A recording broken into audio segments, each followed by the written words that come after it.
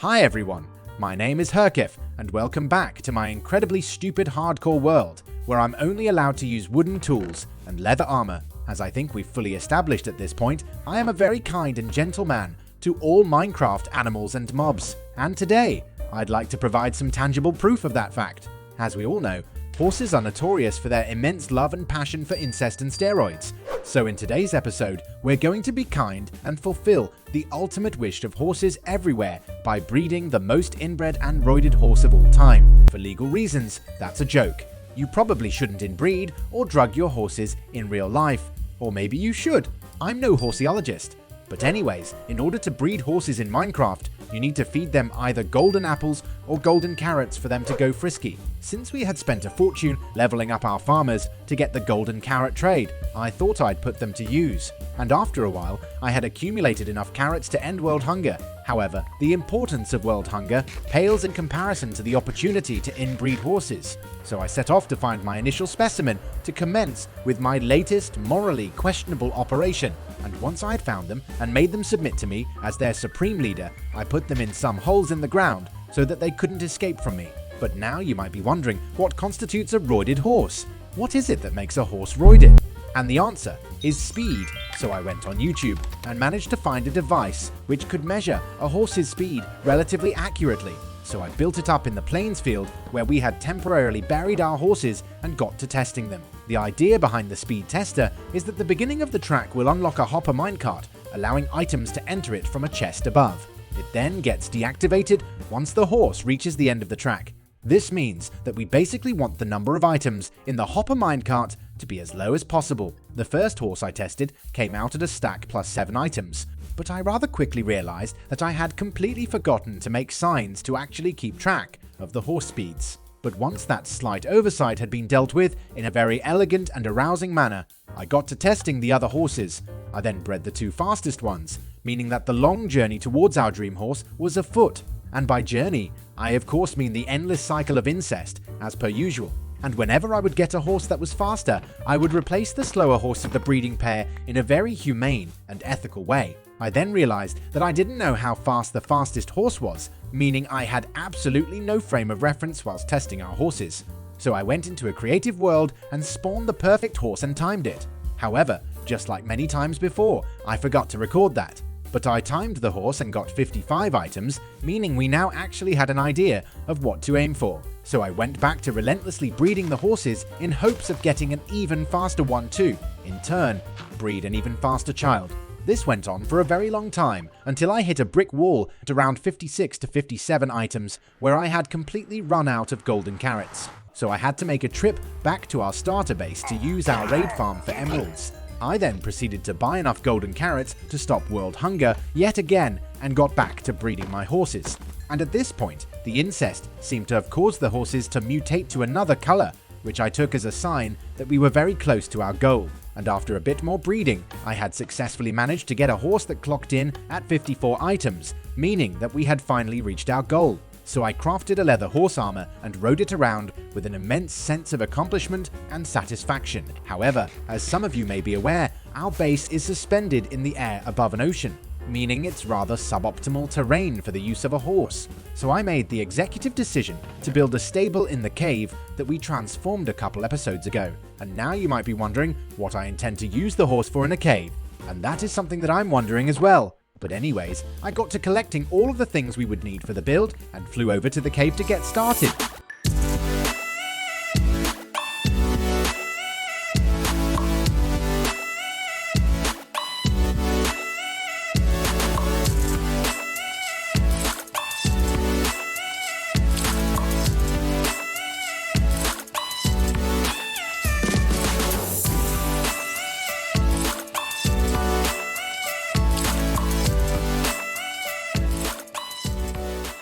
And after a while of building, we ended up with a somewhat presentable stable, which would come to be the new forever home of our mighty steed. I then flew over to the Nether equivalent coordinates of our breeding grounds and built a portal to make the task of relocating the horse a tiny bit more bearable. However, as I left off our horse at the stable, I realized that it was looking a bit dull. So I went back to my base and grabbed some dirt related stuff, and flew off to steal the produce of the villagers that were unfortunate enough to be in my vicinity. I then used said stolen produce and dirt-related things to make the stable look a bit nicer. But now that we had finally gotten our fully roided up horse and built it a home, I thought it might be a good idea to be at least a tiny bit productive in this episode. As some of you may be aware, I transformed our nether portal leading to our base a few episodes back. However, this is just a building that isn't serving any purpose whatsoever other than looking nice. But my plan for this build is to build roads leading to all of the things we want to access through the nether. And as some of you may know, one of the absolute fastest ways to travel is by boat on blue ice. In fact, it is so fast that you can almost hear a royalty-free Eurobeat song as you use it. However, some of the things in the nether are over 1,000 blocks away from our transformed nether portal, meaning we needed to collect a monstrous amount of blue ice. And this was just as fun as you can imagine it being. Though since I have the attention span of an average TikTok user, I got distracted by a buried treasure map, which resulted in me acquiring a heart of the sea and some TNT. I then got back to collecting more blue ice, and after a rather soul-crushing amount of block collecting later, I had finally managed to get a bit more than a shulker of blue ice, which I thought might be enough. So I made my way to our raid farm and repaired my pickaxes and started making my way back to our base. However, I stumbled upon a drowned with a trident and decided to kill it in hopes of receiving his stick, but was sorely disappointed. I then got to designing a smaller room and corridor which would be accessible via our previous build.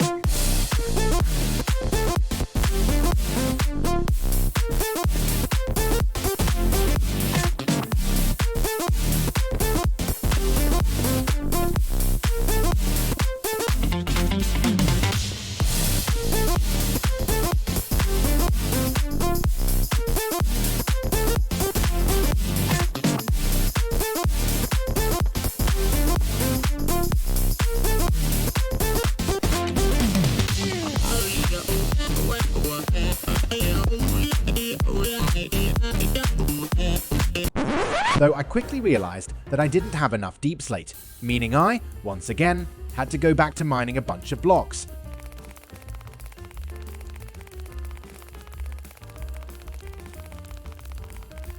But when our supply of deep slate had been replenished, I got back to our nether hub and finished the design of our smaller rooms which would house the entrance to our ice roads. Now all I had to do was to replicate it on all other sides. I then decided to reuse the same gradient that we used in our main nether hub room for our smaller rooms and corridors, as I was significantly too lazy to design anything new. However, we had completely run out of dark prismarine, because of course we had, so I had to go AFK at our guardian farm, which we have, admittedly not done for quite a while, though I ran out of patience rather quickly and returned to a few stacks of dark prismarine, meaning we will most certainly not have any left once we're done with this project. So in other words, I left it for future Herkev to deal with.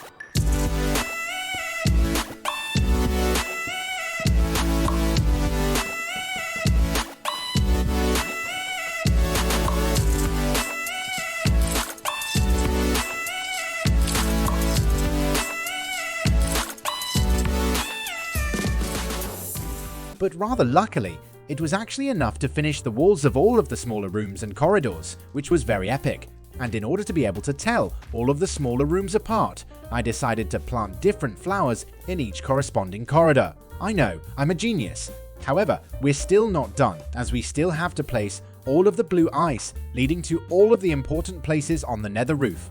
But in order to do that, I had to map out which road would go where. So I went back to where we built our blaze farm to blow a hole in the bedrock, so that we actually had some official coordinates for it. However, since I am about as sharp as a butter knife, I somehow almost managed to get myself killed, and since I am unable to learn from my mistakes due to my level of intelligence, I decided to simply keep going and hope for the best, and for some reason, this strategy actually paid off. So now that we had all of the coordinates at our disposal, I got to placing all of the blue ice towards our nether hub. This, as you can most likely imagine, took a very long time. However, it didn't end there. Since blue ice is a full block, it is spawnable, and since I thought it would be nice to not get harassed during my future expeditions, I had to place a button on each block of blue ice.